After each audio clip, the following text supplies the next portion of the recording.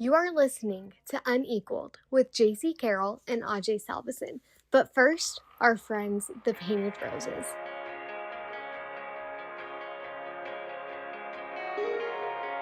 Hi, this is Karen Nielsen with Guild Mortgage in Logan, Utah. Beyond great rates, we're committed to ongoing customer service even after your loan closes.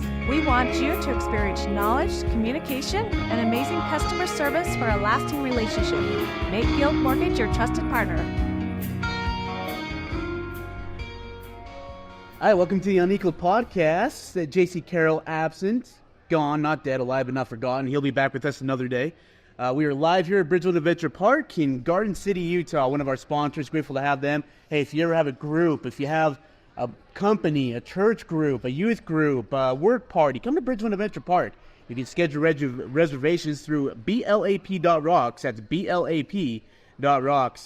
Episode 22 of Unequaled is someone who is behind the scenes. Look, I'm a guy who does everything behind the scenes. I was a water boy. I was the equipment manager. Nobody noticed. But this guy who does all the work behind the scenes, well, now he's a celebrity, as many people call him now. It is Jaxson Webb, a Cache Valley resident, now gone global. And he was actually able to be a part of the Women's College Softball World Series. He's been part of the Boston Red Sox. And so much more. We're going to get into all that with him. Jaxson, hi, how are you? Good, how are you, Ajay?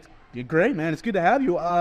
You had a chance to actually take a break, to breathe, eat lunch, something after a busy couple weeks? Yeah, this is my break right now. Just coming back, visiting Utah for the week, so it was really the only chance I could for a little bit, so, took full advantage of it. It's good to be back in town for a little bit, see some family, see some friends, play a lot of golf, and, do this podcast. So. Where are you golfing at? I've been to Logan River, we're going to Birch Creek tomorrow, so just all the local courses. So, Jaxson, let's start before Jaxson became the grounds course celebrity. Where did it all begin for you, school-wise? Because I know, you were doing some online schooling with Rutgers, right? Where did it all start for you? Well, it really all started way back when I could first barely start walking. My dad, Don, has a landscaping company, so I grew up mowing lawns with him. So I've been on a lawnmower since... he really trusted me to even drive one. So that's really where it kind of all started. We were, a sports family, really into baseball growing up. With my brother Kyler, being the successful athlete he was at Mountain Crest. And then, I went through and played through with a lot of good teams. And so we'd always kind of joked about how fun it would be to take care of a baseball field. And just kind of always dreamed about that growing up. And then kind of just lucked into it by getting into the industry and, just kind of went in with my feet running and been to a lot of different spots now and just kind of excited with where we're at right now. You say you lucked into the industry. When did you start in the industry? So when I was going through college, I got my degree from Utah State in psychology. And during that time, I was able to be a student manager for the softball team at Utah State with Coach Steve Johnson. And so when I was working with them, obviously I'd be at all the practices and games and stuff. And the sports field manager at Utah State, his name's Tanner Collins. I went to high school with him. We weren't friends by any means in high school, but we knew who each other were. So when I was working with the softball team, I just started talking with him a lot more and, became really good friends with him and was volunteering my time, after practices, helping out before games, just making sure the field was getting ready, just because, like I said, it's something I'd always kind of wanted to do, but didn't realize that it was something you could actually kind of do. So just started volunteering my time with him, post practices, before games, after games, making sure the field was getting ready, with water in and dragging out the dirt, just the simple stuff I could do to help him out. And then when I was done working with the softball team, I just kind of asked him for a part-time job. Started working with him part-time, taking care of all the fields at Utah State. So all the the outdoor athletic venues. So softball, football, practice football field, the indoor facility, soccer, track, cross country, all those fields. Did you start mowing the patterns for the lawn then? Was that you mowing those? When I started working with him, I mowed a lot, so I started doing some patterns. So there's been some that have come out on, social media posts that I've done that, I'm really proud of. Part of the industry we're in it's called the Sports Field Managers Association, SFMA. So there's a big conference every year, and they do mow pattern contests. So that's something I always tried to win. I haven't done yet, which that's still a goal of mine, but definitely tried to show off some different unique patterns especially at the soccer field, because we were able to have one of my buddies come in with a drone and get some good photos for us. Oh, yeah. So, where do you come up with those patterns? honestly, it's just... Is that really, like, in your head, you're like, man, this would look really cool on the field? Kind of. I mean, you have an idea of, like, what can work and what can't. You take inspiration from other people, other places you've been. So for the most part, like, there's not a pattern that probably hasn't ever been done before. So I wouldn't say you're copying other people, but you see other people, what they've done, and you go, yeah, I could do something similar. So, but most of it, I have an idea in my head of what I want to do, and like I've seen it before and have either done it before. So just kind of base it off of that and kind of go from there.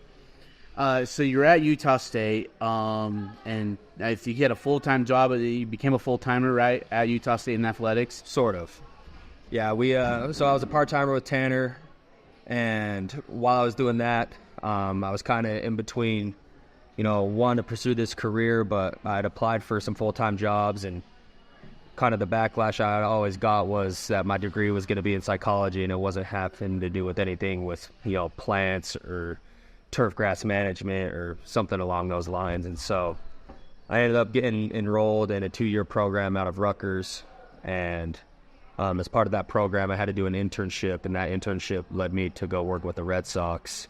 And while I was doing the internship with the Red Sox, I got called back from Utah State and got offered the full-time job. So I left the Red Sox to go back to work with Utah State. What was that like? What was that like when you first got the call and you're going to Boston to work for the Red Sox at Fenway Park on their baseball field? Ironically, I submitted an application to them because obviously they were hiring for interns as part of, something that they like to do every year. They bring in, 6 or 7 interns that are doing school stuff and, just to help them out. And so I had applied for it, and I interviewed with them, and I thought the interview went really well, and they told me they'd get back to me. And the time frame that they told me that they'd get back to me, had kind of expired.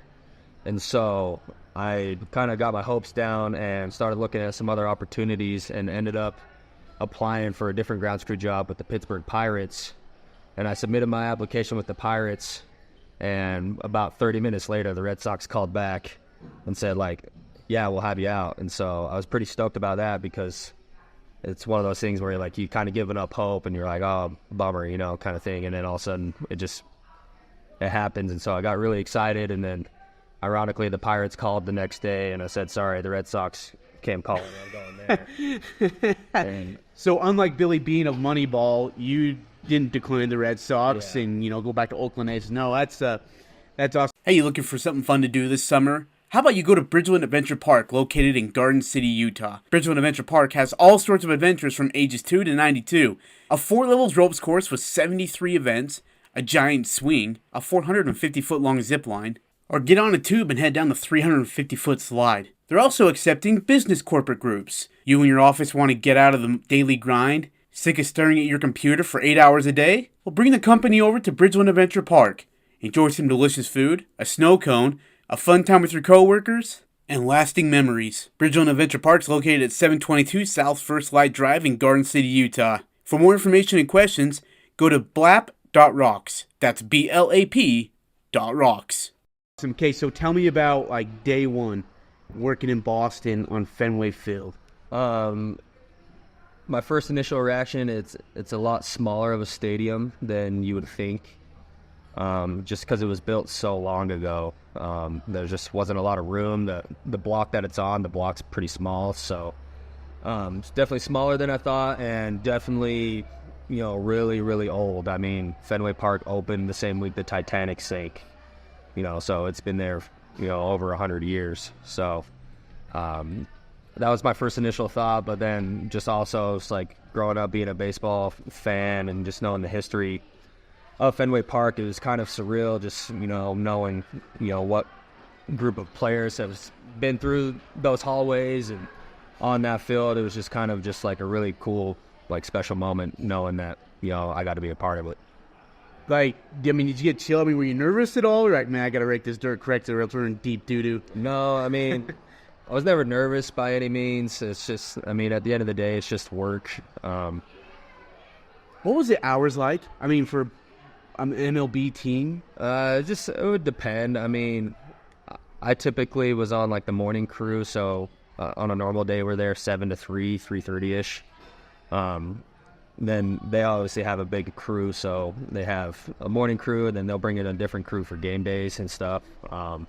If weather's ever a potential, just because those tarps are so big, you just need so many extra hands to pull tarps, and so if there was ever potential for weather, we would get to stay and work the games with them. And then because we were interns, like we had the opportunity to stay for a lot more games, obviously, just to get that experience as well. So hours, I mean, sometimes you're there from 7 a.m. to 12 o'clock that night, so very long days. But at the end of the day, you're just getting the field ready, and then you get to watch a game for free, basically. What about the detail of the field? Like, I can only imagine they're like, all right, a single rock, a single bump on the dirt, right, makes the hugest difference for them. Like, you talk about detailing the field to its extreme perfection. Yeah, we, I mean, that's definitely one of the biggest things there with, Dave Meller is the head groundskeeper there. He's really big on the, attention to details.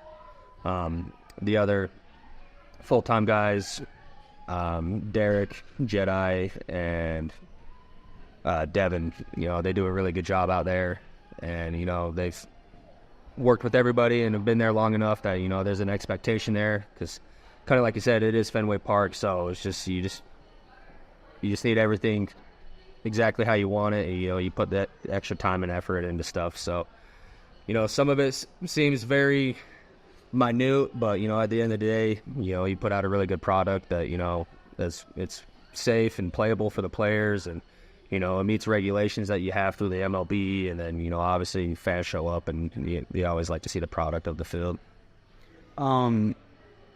Life in Boston, a young guy like you, single, living in Boston, what was that like?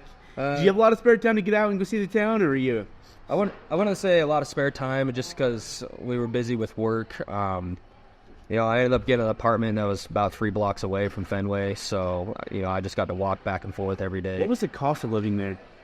I was paying roughly $900 to $1,000 a month for maybe a 300 square foot bedroom.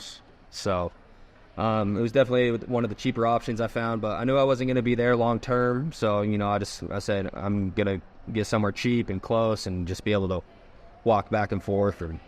So I mean, but Boston's a really cool town. A lot of people out there. I was able to meet a lot of great people that I was able to work with, and so the days we had off, I was able to meet up with them and go enjoy Boston a little bit. But well, as irony would have it, you get offered back to Utah State, and you take a job there. What was kind of the thought process leaving Boston Red Sox? I think a lot of people would ask, like, how'd you leave Boston and come back to Logan? Talk about that thought process, come back here. The thought process was that, I was still finishing up school. Like I said, the Red Sox was an internship, so I knew inevitably it was going to end. I was supposed to be there for the full season, so roughly 8 months. I ended up spending 4 months out there. And kind of the thought process was, I could, go back to Utah State, a place where I'm comfortable with, kind of get my feet wet. First full-time position in that industry, or, as much fun as I had at Fenway and working there, like I said, I knew it was going to end, so I didn't want to turn down a full-time job opportunity, like, while I was still finishing school, and it was a place I was familiar with and excited to be back at, so that was kind of the thought process going through it. When, I grew up being an Aggie fan, so I took a lot of pride in, working at Utah State and a place that I graduated from, so just not necessarily giving back, but it's just a place that I'm very comfortable with and a fan of, so I just like being a part of it. Uh, so you come back to Utah State. Did you feel like you had a better idea and a better grip on like what you could do, and could you bring more to Utah State grounds crew that you've been with Boston, share ideas with them that can maybe help things be better? I mean, in a sense, yeah, but at the end of the day,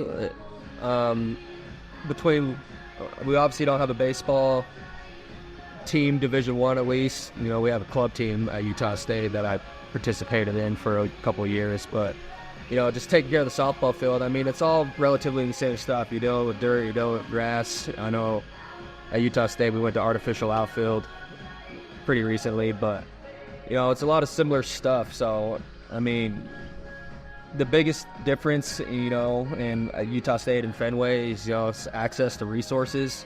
Obviously the budget at Fenway Park's basically unlimited, so you kind of have to play with the cards you're dealt with what we had at Utah State. So I didn't come in thinking like, oh, we got to change everything that we did. I've been doing, because I thought what me and Tanner had been doing was really good and really similar to what was going on down at Fenway Park as well. We're here at Bridgerland Adventure Park. Jaxson Webb joining us here on Unequaled. JC Carroll absent today. He'll be back with us for the next episode. So Jaxson, now your time at Utah State, you kind of built I guess a base for your experience as a grounds crew member after serving part-time at Utah State, full, and great experience in Boston, and come back to Utah State full-time. And then comes along another opportunity on the West Coast, and with the Washington Huskies, and I mean, incredible facilities and such. How did that offer come to be? Yeah, I mean, I was really happy with where I was at Utah State. I really liked the job there. But, I'm a firm believer that it's never a bad idea to seek other opportunities. Were you planning on leaving Utah State at some point? Like, was there an expectation that you were going to leave? I mean, yeah, I kind of figured it would be a stepping stone for me. Like I said, I love working at Utah State, and I'm still a big fan of it. And if an opportunity came back to ever be at Utah State again, I wouldn't say no right away. It's something I would consider for sure. But just kind of given the industry, I knew potentially that it was potentially going to be a stepping stone for me. So there was never an expectation of like, yeah, I'm going to stay for this amount of time, and I'm going to try to go get this job. Kind of in this industry, jobs kind of pop up all over the place, and one day I was looking and I saw this opportunity at the University of Washington, and ironically I had kind of talked to some of the grounds crew members up there about 6 months prior to that job posting, and so I kind of hit them back up and talked to them a little bit about it. And it was an opportunity that I thought was going to be a really cool experience, and was something that I was really interested in, and so kind of put my name in the hat for the application process, and was lucky enough to get hired up there. So got to move up there and live in Seattle for a little bit, and got to work with the university. What was the expectations like? I mean, not to say that they're low with Utah State grounds crew, but it's Washington. I mean, their softball team is one of the top in the country. They expect everything to be pristine, everything you do. I mean, was there a higher expectation level that you had to reach with them? I wouldn't say it's a higher expectation. I mean, for grounds crew people, all over the country, our main priority is to, have a safe and playable field for the athletes. And so, I mean, that's really the only expectation there ever is. And then once you can complete that, then you can kind of start looking for aesthetics. So mow patterns, all that kind of stuff. And so the expectation never really changes, but I'd say just it's more of a spotlight, kind of like you said, the softball team's a perennial, top 15 program up there. Obviously football had the season that they did last year. Being a part of that was really special, really cool to be around. The soccer program's up there. Their men's soccer team, recently has been a top 10, top 5 program. So I'd say, just like I said, the spotlight up there, just it's different, What was the experience like within regards of athletics? Like, I mean, Washington football was it is still pretty darn good. softball, like the atmosphere of those sports venues that you've seen so far, but especially at Washington, had to be insane. Yeah, the biggest difference is just probably fan support. I mean, the football stadium, Husky Stadium, can hold up to 73,000 people, give or take. So, coming from Utah State, where we host, can hold maybe 22,000-ish, depending on the day. So, I mean, almost triple in size. So just the amount of people that show up, different environment to be around. They claim up there that Husky Stadium is the loudest college football stadium in the country, and I don't disagree with that because it gets pretty darn loud up there for sure. So, and then like softball, like you said, perennial top 15, top 25 program, and so they get a lot of fans out. Up to 3,500, 4,000 people at softball games. Soccer attendance is really high just because competitive teams that are ranked as well, and so it just seems like there's never an off day when it comes to the athletic events up there. I wanted to flashback. I missed one really important part to this whole Boston Red Sox story. You leave Boston, but they loved you so much that they said, hey, if we make the playoffs or the World Series, you're coming back. It was kind of a two-way street. I'd kind of promised some of my family, a trip to Boston, and so when I had moved back, it kind of ruined those plans, and I said, well, there's no reason why we can't still go out, and so we still planned the trip, and I thought it was going to be me and my mom and dad and maybe my grandparents, but we extended the invite to the rest of the family, not thinking that anyone would go, and then all of a sudden there was a travel party of 13 of us going, and so when we went back out, I texted, the head guys out there and just said, like, hey, like, I'm coming back to town to visit with some family. Would you guys be okay with me working some games? They're like, yeah, we'd love to. So when I was back visiting with family, I was able to work a couple games with them and, talk with them. And when I was back visiting, we were about a month away from the playoffs, and I talked to them at that point too and said, like, hey, if we end up making the playoffs, which the Red Sox were good that year, and so I knew we were going to make the playoffs, and so I said, if it's okay with you guys, like, I've got approval from Utah State that I can come back out and I'll work some playoff games if that's okay with you guys. And they were stoked to have me. They said it's a cool experience for everybody, and they don't want to take that away from anyone. And luckily for me, they liked me enough out there that they were gracious enough to let me do that. So they made the wild card that year, and so I got to work the wild card game against the Yankees. And that was a very crazy experience because, the Red Sox-Yankees. Oh, it's one of the best rivalries in all of sports. And so that place was just absolutely electric that day. And so that was a really cool experience. And it was just one-off game. And so I flew out for the one game. I was in Boston for maybe 36 hours, maybe even less. I can't even remember. But the wild card was awesome. And then in the division series, they played the Rays. And I kept saying that if they advance to the championship series, I'll make it back out for the championship series, and they were able to do that. So I was able to go work the ALCS against the Astros. Did you help paint the field like the ALCS logo? Was that you guys too? Or? I mean, I personally didn't, but that's part of what the crew did. I can imagine like how you have to put that art in order. How long does that usually take to paint something like that logo? I mean, we have stencils and stuff, so I mean, if it's just one color, 20 minutes, but when you have to start changing colors and stuff, it just adds a little bit to the process. So depending on the size of the logo, the stuff, anywhere from 2 to 3 hours, but it just kind of depends on what you're painting. Well, from the West Coast to the tornado country of it all, you go from Washington, and then you get an offer to go and work the Women's College World Series in softball. That's one incredible opportunity. When did that phone call come, and what was that discussion like? Yeah, well, once I kind of got into this industry, I'd always kind of dreamed about, being able to volunteer at some of these, like, higher profile events. I've said it before in other interviews. One thing I thought would always be cool would be, like, the Little League World Series. I kind of got my start with softball in this industry, so I've always kind of been fond of softball, so College World Series in Oklahoma City was always kind of an option, just other things. And so while I was at Washington, the head coach at Washington, Heather Tarr, she's the national team for Team USA. She's the head coach for Team USA.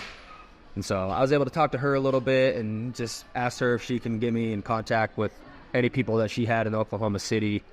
And ironically enough, there was a girl who played at Utah State while I was working there that was also working out in Oklahoma City for USA softball. So between those two, I kind of got in contact with the head field crew guy named Jay Kill, and had a conversation with him and was able to go out and volunteer for the World Series last year while I was still at Washington. And so was able to spend like 10 days out there, work the whole World Series and just kind of hang out, see how things are ran. And then when I went back to Washington, obviously kept in contact with Jake and continue to have conversations with him, and it ultimately led to a job offer that it wasn't one that I was it was one that I was excited about, and so it was something that I'd kind of been thinking about and I had kind of hoped for. And so when the job offer did come, it was something that I was excited to do. So packed the bags again. I spent basically exactly a year up in Seattle at Washington, and then now I've been in Oklahoma City for 6 months now. I saw photos from your mom. She got to travel out there with you, and your dad got to go out there and at least come visit you. Yep. What was it like having mom travel with you and giving her the VIP tour of all the acts? It sounds like she actually got to be a part of the conversation with players and be a part of the whole entire experience itself. Yeah. So for the World Series, we just were able to bring in so many extra people, extra hands. And, my mom wanted, my mom's been there since day one for me and Kyler. Been to every baseball game, basketball game, flag, whatever it was, was at every game. And so, man, my mom is a huge baseball fan and is kind of growing into softball just ever since I kind of got into the softball scene. So it was something that she wanted to experience. So, I was able to basically put her on the grounds crew for the week, and she was our water stalker in our little break room area to make sure we were all staying hydrated because it gets pretty hot out there. But it was just really cool to have my mom out there and experience it. At times I felt bad just because I ended up getting so busy and sidetracked that I kind of forget that she was there. But she's very personable and would talk to anybody. So I would look over and she'd be talking with the ushers or whoever it was. And so she had a really good time out there. I was really excited to have her out and just get to see it all. What takes longer to prep and get ready? Oklahoma City and their softball field there, or Boston Red Sox? It's about the same. It's about the same. So it's just depending on what you're doing. A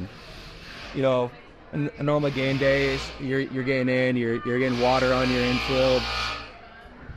You're getting your mow in, whether you chalk or paint your lines, depending. There's some people have different preferences, and so getting your chalk lines down, make sure your clay's good. So a lot of it's the same work, so relatively same timing wise. You became a local celebrity over there, had to do a ton of interviews, but a lot of attention and a lot of credit gets paid to the grounds crews from players and coaches. Talk about some of the perks and benefits of that. It's just a cool experience, and a lot of the girls, every time they walk by you, they'll acknowledge you and say thanks, and In my opinion, what we do is kind of a thankless industry for the most part. We don't get a lot of the recognition that I feel like we deserve, and a lot of it's just due. We're there so long, we do so much to make sure that we can get these events going, and then the product of the game. You're there for 2.5, 3 hours, but grounds people can be there for up to 15 hours, and it's not just us. It's concession people and everything else. Like, there's a whole process of being able to run an event. So to have the girls and coaches just pretty seamlessly. Just walk by and say thanks. It always feels good, and you really appreciate it when they do. You looking for the best place to grab yourself a pizza and, of course, entertainment? Look no further than Ruby's Pizzeria and Grill at 795 East, 1400 North. Ruby's Pizzeria and Grill has your salads, delicious pastas, creative pizzas, all that including watching some good games on TV with your buddies. Ruby's Pizzeria and Grill also has a Thursday through Saturday 9 p.m. to midnight menu. That's right, 9 p.m. to midnight, Thursday through Saturday, you get the delectable items. Our producer, Adam Lurcher, and myself went there. Well, Adam had the chicken fingers. I had this beautifully made gourmet hot dog with a delicious pretzel bun wrapped around it. Most importantly, Ruby's Pizzeria and Grill has the best customer service. Their employees are there to take good care of you, led by their manager, Thad Willis. So stop by Ruby's Pizzeria and Grill and let them know that the Unequal Podcast sent you there. 795 East, 1400 North in Logan. Jaxson, this has been a lot of fun. I want to play some rapid fire with you really quickly. Best concession item that you've ever had at a ballpark? Oh, I had a bacon mac and cheese chili dog at a spring training facility. I want to say it was the Angels spring training facility. How much did that run, yes? I don't even know, but it was worth it. What is your bucket list of items of fields to go work on? I still think the Little League World Series would be cool. Outside of that, it's not one particular thing. I think it'd be fun to work a Super Bowl, something like that, a FIFA World Cup, just one of the more marquee events. It's not necessarily the field itself, but just to say that I think it'd be cool. You and your brother are quite the athletes. Who is a better hitter in baseball? Well, considering Kyler was first team All-State and I wasn't, I'm going to go with him. Okay, better arm. Better arm. Considering he pitched and I didn't, I'm going to go with him. You threw from the outfield. Yeah. Anybody can throw a pitch down the plate. It's thrown from the outfield. That's hard. Anything baseball related, Kyler is better. Basketball? Basketball related, Jaxson is better. 100%. You guys ever play one-on-one? Way back when, but I couldn't tell you the last time we ever played basketball together. Really? Yeah. Not that kind of just like, don't need to play it, don't want to play it? Really? Nope. No. Who's better at basketball, you or your dad?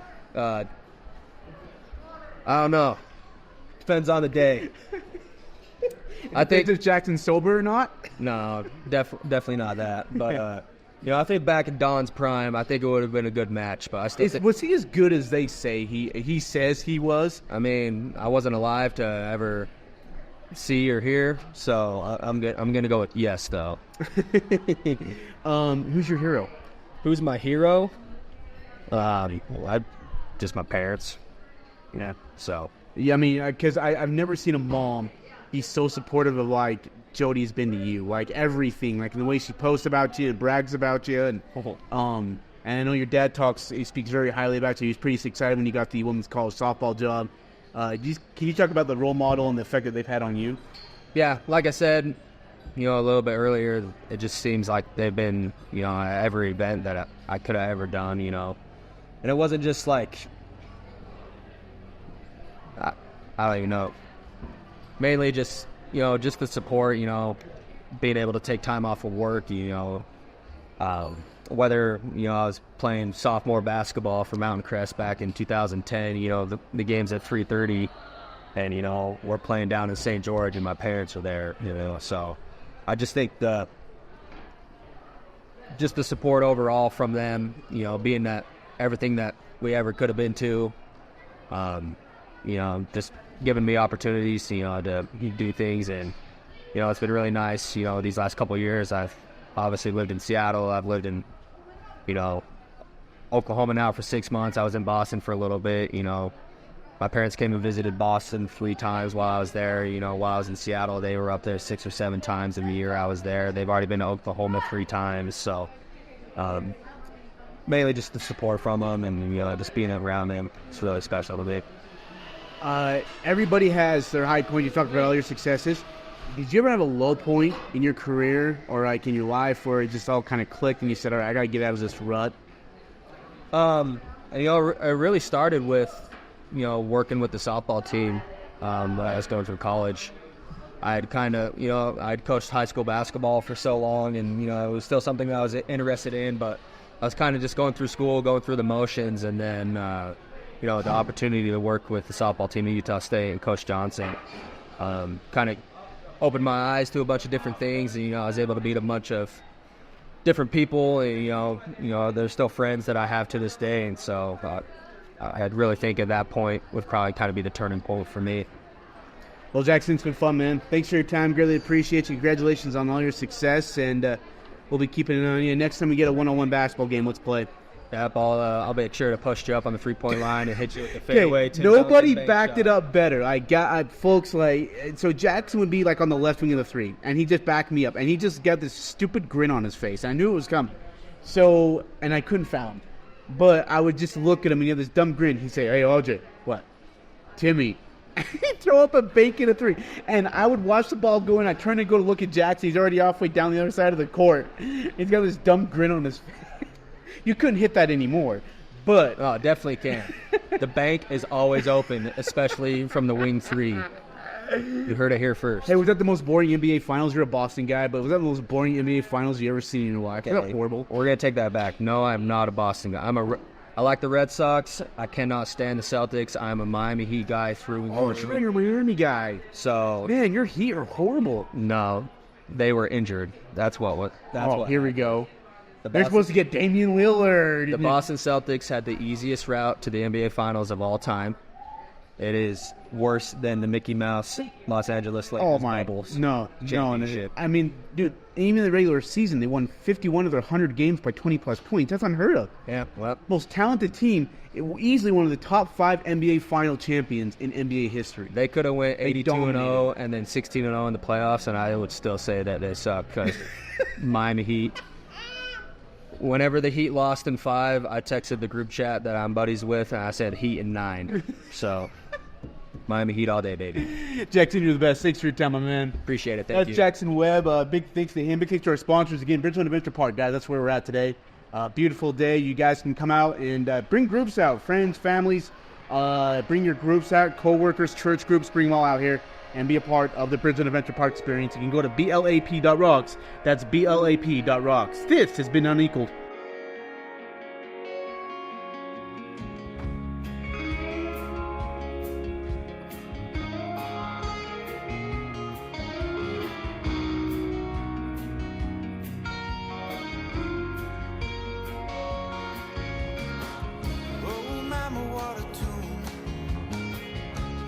Get me to feel this way. I think I'll be coming home.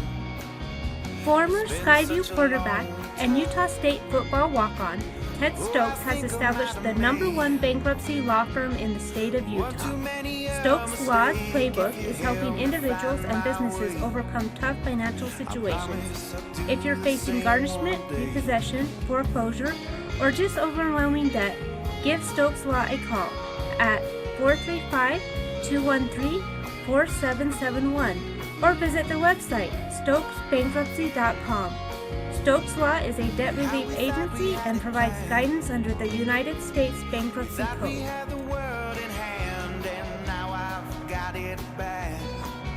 All the good times that I thought we had.